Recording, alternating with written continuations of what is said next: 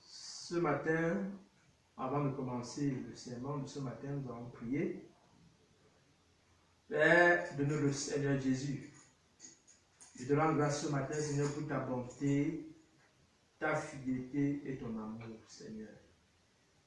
Père, je prie pour le sermon de ce matin, que Jésus soit glorifié ce matin au milieu de nous.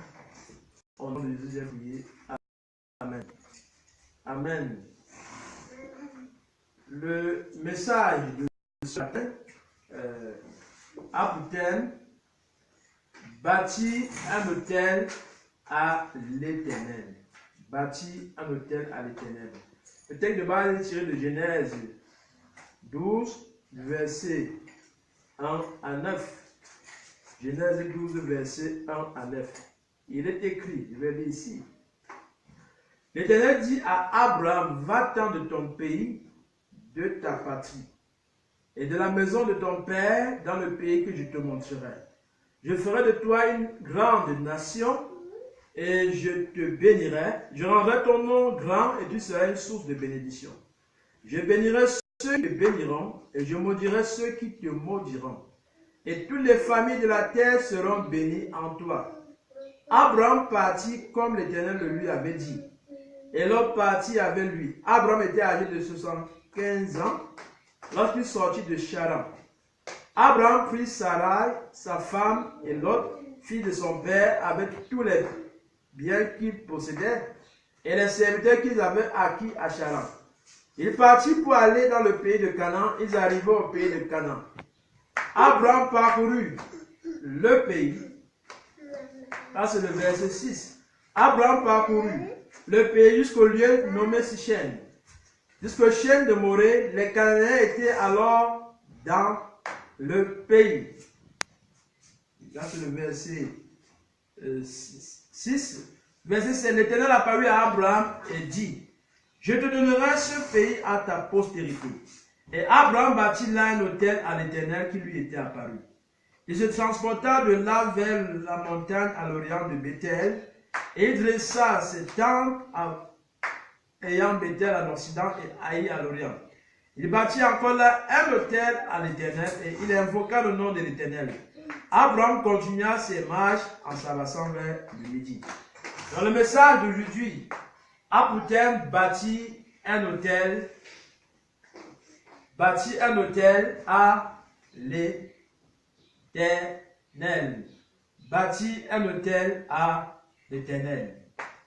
Donc, comme nous le voyons dans ce texte, ici Dieu va appeler Abraham. Abraham, nous ne l'ignorons pas, Abraham c'est le père de la foi. Abraham c'est le père de la foi. Abraham, Dieu l'appelle pour la première fois dans Genèse 12. C'est dans Genèse 12 que Dieu va se révéler pour la première fois à Abraham.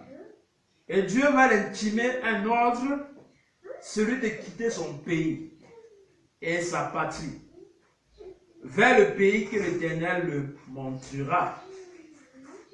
Je tiens à rappeler qu'Abraham, avant cet événement, vivait avec ses pères, vivait entouré de ses pères à Charan.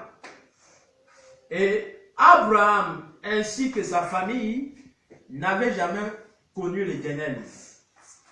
Ils adoraient les idoles. C'était une nation idolâtre. Et l'Éternel pour la première fois va se révéler à Abraham dans Genèse 12. Et Dieu va lui faire une promesse. Celui de faire de Abraham ainsi que sa postérité une grande nation. De faire de lui une source de bénédiction et de rendre son nom grand. De bénir ceux qui le béniront et de maudire ceux qui le maudiront. Mais ce n'est pas beaucoup pour cela que je vais m'appesantir ce matin sur les bénédictions d'Abraham. Ce matin, nous allons focaliser notre attention sur les autels que Abraham a dû bâtir par la suite. Quand nous regardons par exemple au verset 7, l'Éternel apparut à Abraham et dit, je donnerai ce pays à ta postérité, et Abraham bâtit là un autel à l'Éternel qui lui était apparu. Ça, c'est la première fois que Abraham va ériger un autel en l'honneur de l'Éternel. J'imagine qu'avant cela, Abraham érigeait des autels en l'honneur des dieux de ses pères, en l'honneur de certaines idoles. Mais pour la première fois, Abraham va ériger un autel en l'honneur de l'Éternel. C'est Genèse 12, verset 7. Et le texte nous révèle qu'au Dieu qui lui était apparu.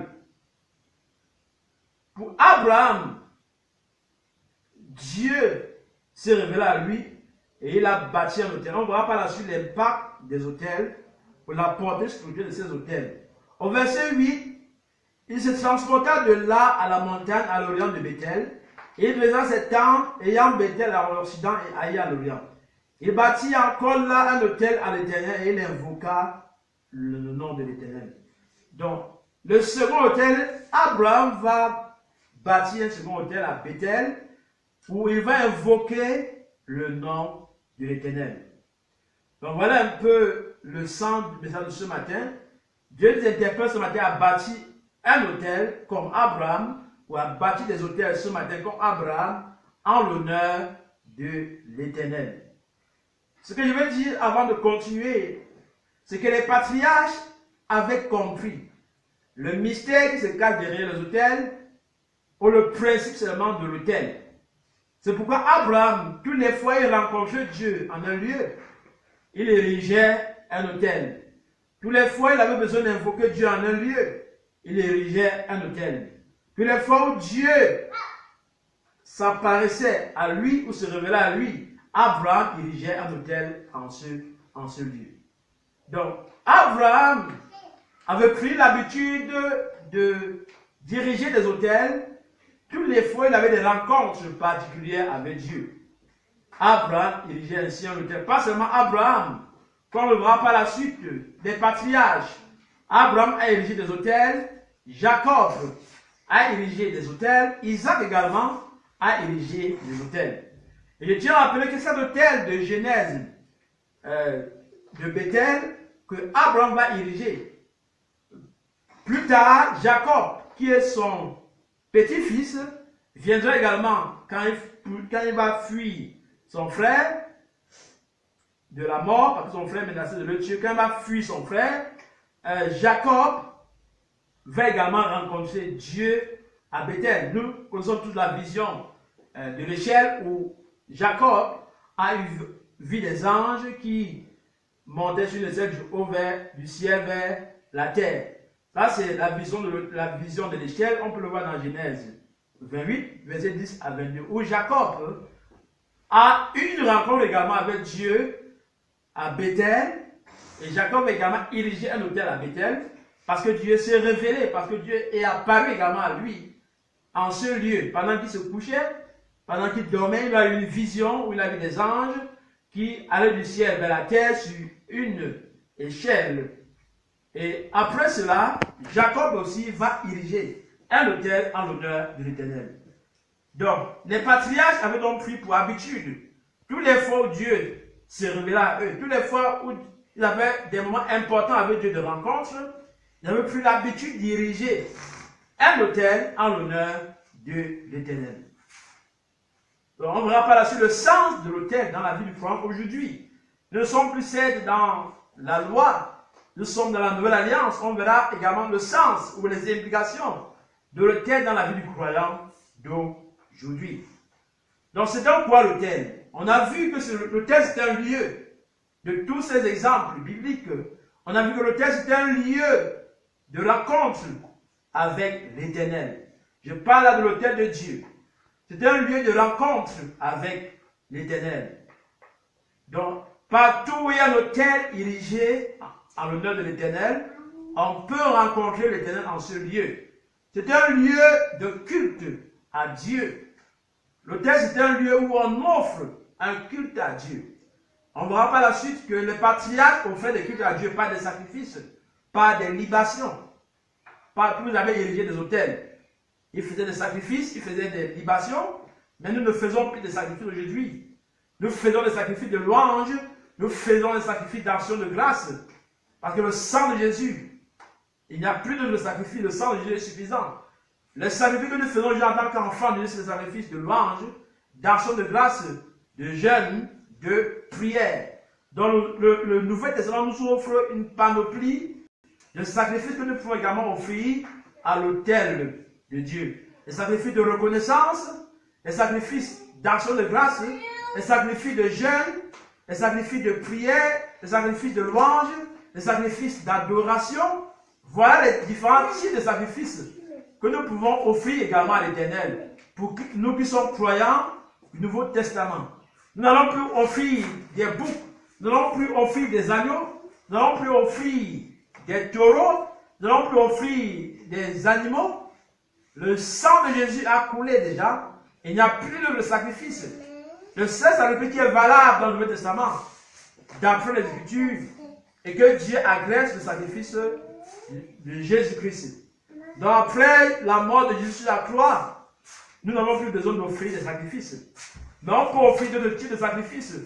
Pour que nous qui sommes croyants du Nouveau Testament, comme la Bible nous le recommande, la Bible parle de sacrifices de louange, d'adoration, de prière, de jeûne, d'action de grâce. Donc voilà quelques exemples de sacrifices que nous offre le nouveau lieu de rencontre avec l'Éternel. Un lieu où nous pouvons offrir un culte à notre Dieu. Quand je parle de culte, c'est une communion. Oui, nous rentrons en relation, nous rentrons en communion avec la divinité, avec le Dieu qui a fait les cieux de la terre. Nous entrons en relation avec celui qui a fait les cieux et la terre, avec le Saint d'Israël. À l'autel de Dieu, nous pouvons rencontrer Dieu, comme l'a fait Jacob. À l'autel de Dieu, nous pouvons rencontrer Dieu, comme l'a fait Isaac. À l'autel de Dieu, nous pouvons rencontrer Dieu, comme l'a fait Abraham. Nous pouvons également invoquer Dieu. C'est ça le culte. C'est un culte à Dieu. À l'autel de Dieu, nous offrons à Dieu. Ça peut être un culte de louange, un culte d'adoration, un culte de prière. À l'autel de Dieu, nous offrons des cultes à Dieu. Nous offrons un service à Dieu. À l'autel de Dieu, nous pouvons offrir un service agréable à Dieu. Donc, à l'autel de Dieu, c'est un lieu de communion. C'est un lieu de rencontre avec l'Éternel. C'est un lieu où nous rencontrons le Seigneur, celui qui a fait les choses de la terre. C'est un lieu où nous pouvons communier avec la divinité, avec le Créateur de l'univers. C'est ça l'autel. Et les patriarches avaient bien compris l'importance de l'autel. Ils avaient bien compris l'impact de l'autel sur le plan spirituel. C'est un lieu de communion entre la divinité et l'humanité. Donc voilà un peu déjà le sens de l'autel, ou la définition de l'autel. Donc l'autel sur le plan spirituel parle très fort. L'autel, au-delà du lieu, d'un lieu de rencontre avec la divinité, l'autel, la symbolique de l'autel sur le plan spirituel est très fort. L'autel parle sur le plan spirituel. L'autel parle très fort sur le plan spirituel. Il peut parler en bien ou en mal, selon la nature de l'autel qui a été érigé. L'autel peut parler en notre faveur, en bien ou en mal, selon sa nature. Je tiens à rappeler qu'il y a des autels, au-delà des autels que nous pouvons ériger pour l'Éternel, le règne occulte érige des autels à l'honneur de leur maître, de Satan. Les confréries des loges mystiques occultes de sorcellerie érigent des autels en l'honneur de leur maître qui s'appelle Satan. En ce lieu, ils convoquent les démons, ils font des incantations en ce lieu. Comme je l'ai également dit, l'autel peut parler en bien ou en mal. Donc il y a également les autels érigés en l'honneur des idoles, les autels érigés en l'honneur des esprits méchants, les autels érigés en l'honneur de Satan et ses princes de ténèbres. Là, c'est le rang occulte qui va occuper ce type d'autel pour détruire la vie des croyants, pour détruire la vie du peuple, pour détruire, pour amener le plus grand nombre en enfer, pour invoquer des esprits méchants, pour aller pervertir les voies de Dieu, pour invoquer les esprits méchants, pour détruire la vie des gens par l'alcoolisme, détruire la vie des gens par l'impudicité, détruire la vie des gens par la débauche et toutes autres sortes de vices. Pas plus que récemment on parlait des autels érigés pour détruire les enfants, pour enlever les enfants, en invoquant les démons, pour assigner contre les enfants, pour perdre les enfants. Les autels érigés pour détruire la jeunesse. Donc, le diable également érige des autels. Le règne occulte érige des autels pour détruire. La mission du diable, c'est de détruire. Il vient pour dérober, égorger et détruire. Comme le livre de Jean 10 le révèle. Le diable n'a qu'une seule mission dans la vie des croyants, dans la vie des non-croyants, c'est de détruire. De détruire le plan de Dieu, de pervertir les desseins de Dieu. Donc le règne des ténèbres également, va également utiliser des autels. Conscient de ce principe, ils vont également ériger des autels en l'honneur de leur maître qui s'appelle Satan. Donc l'autel dont on peut parler en bien ou en mal. Mais ce matin, je traite des autels qui sont érigés en l'honneur de l'Éternel. Parce que nous sommes des enfants de Dieu, nous appartenons à l'Éternel. Nous sommes dédiés à servir l'Éternel. Nous sommes consacrés à servir l'Éternel. Donc, l'autel parle très fort. Il peut parler en bien ou en mal selon sa nature. L'autel également permet de marquer un territoire. De marquer un territoire pour Dieu, pour Satan. Tous les fois où on veut marquer sur le plan prophétique, où on veut marquer sur le plan prophétique un espace, une activité, un territoire, un lieu, on va ériger un autel en l'honneur de l'Éternel. Donc l'autel permet de marquer un territoire. Je dis que ce lieu appartient seulement à l'Éternel. De dédier, de consacrer un espace pour l'Éternel. Tous les fois nous voudrions marquer un territoire, consacrer un territoire, un espace, quel que soit le domaine d'activité à l'Éternel, on doit prendre l'habitude de diriger un autel en l'honneur de l'Éternel. Parce que la symbolique de l'autel, sur le plan spirituel, est très forte. L'autel parle en bien ou en mal. Donc, tous les fois, en tant qu'enfant, où on souhaiterait marquer un espace, marquer un territoire pour l'Éternel, nous devons prendre l'habitude, comme les patriarches de la foi, diriger un autel à l'Éternel. C'est ça. C'est pourquoi les patriarches donc pouvaient ériger les autels. C'est pourquoi on peut comprendre pourquoi Abraham, tous les fois, il avait des rencontres avec Dieu. Ériger un autel pour dire que Seigneur, ce territoire désormais t'appartient. Ce lieu où je t'ai rencontré t'appartient. C'est désormais un lieu saint, désormais un lieu consacré pour le roi des rois, pour le Seigneur des seigneurs.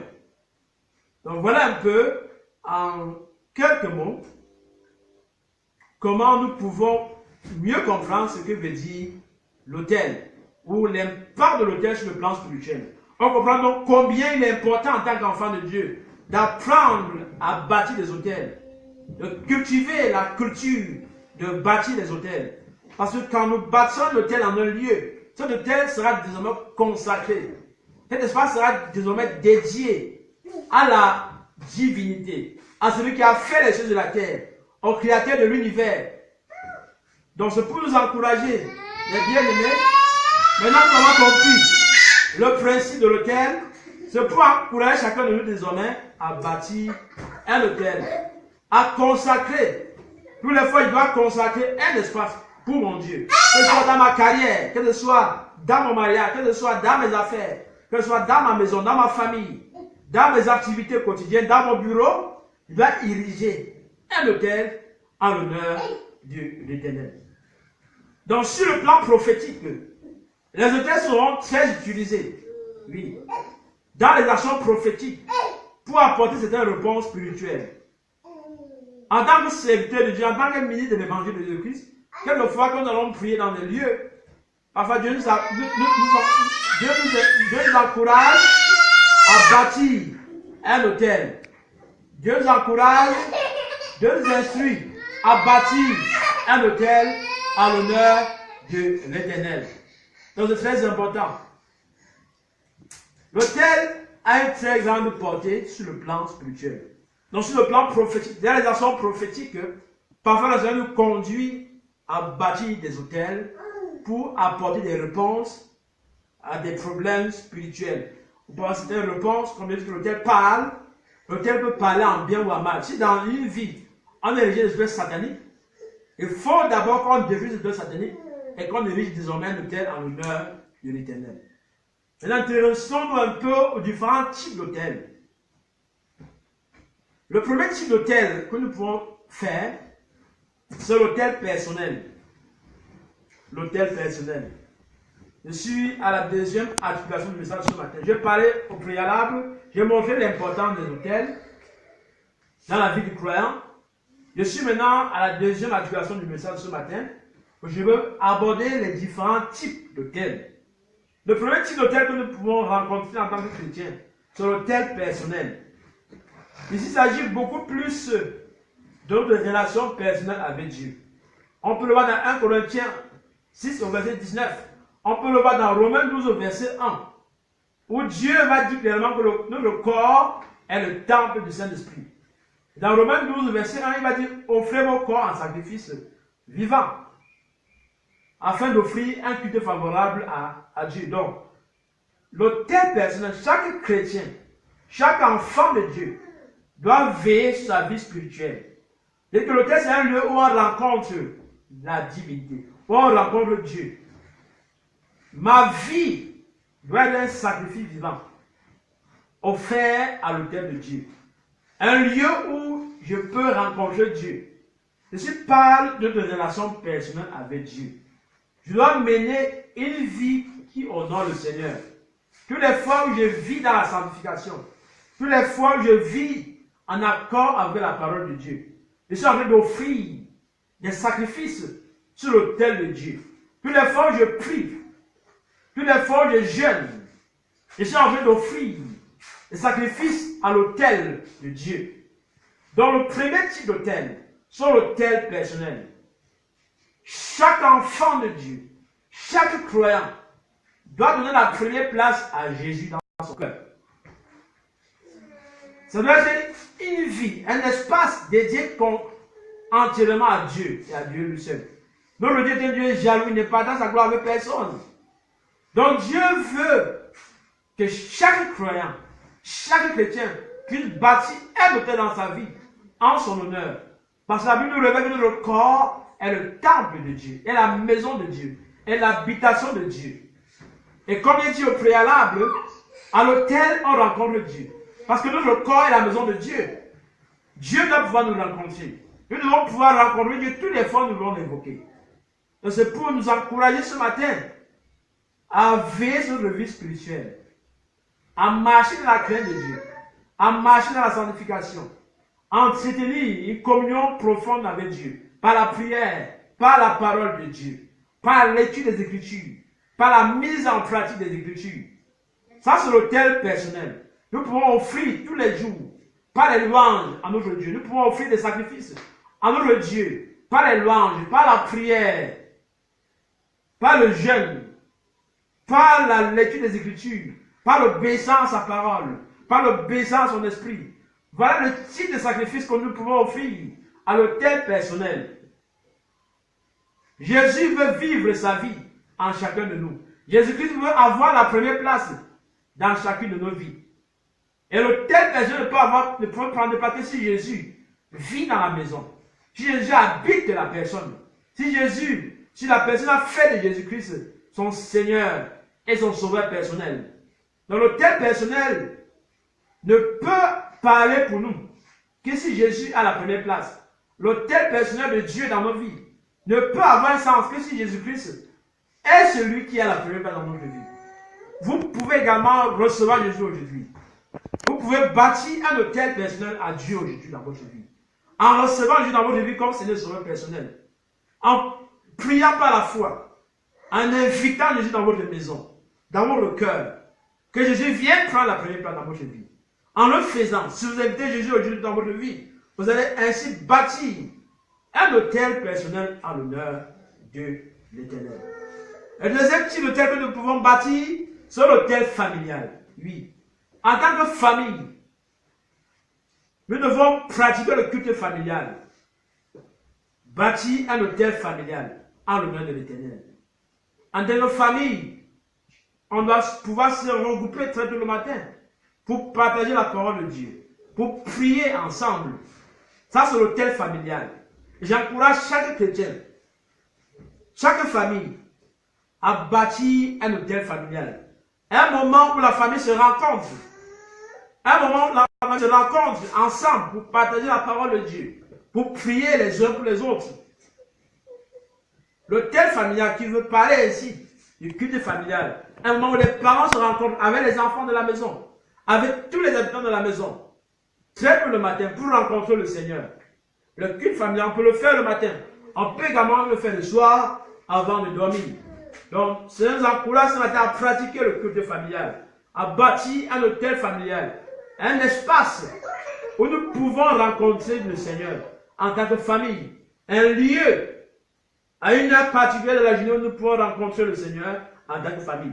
Je recommande que ce soit très tôt le matin, soit à 6h ou à 5h du matin, où la famille se réunit pour rencontrer le Seigneur, avant de sortir dans les différentes activités, pour implorer la protection de Dieu, pour implorer la présence de Dieu, tout au long de la journée. Le quatrième type d'hôtel, c'est l'hôtel congrégationnel. Le troisième type